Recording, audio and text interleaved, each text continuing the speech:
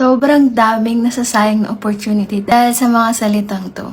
Nahiya ako Mahiyain kasi ako Alam ko yan kasi simula nung bata pa ako, sobrang introvert ko talaga, sobrang mahiyain ko. At na-realize ko ngayong tumatanda tayo na ang hirap pala na sumabak sa mundo kung mahiyain ka. Kaya ngayon, I am training myself to be confident talaga. And I am training myself to hindi mag-isip ko ano yung isipin ng iba sa'yo. Na okay lang kung mukha kang OA sa kanila, mukhang corny, mukhang trying hard. And ngayon, hindi na natin kailangan isipin ko ano yung iniisip ng iba sa atin or i-prove yung anumang mga bagay sa iba. Dahil alam natin na si Lord yung kasama natin. May nakita kong Bible verse sa aking notebook. So, basahin natin. Sabi niya dito, "For the Spirit God gave us does not make us timid, but give us power, love, and self-discipline." So, next time na may ipapagawa sa atin, na tayo mag-reason na nahihiya tayo, wag na natin i-let go yung mga opportunities, yung enjoyment, dahil lang sa hiya.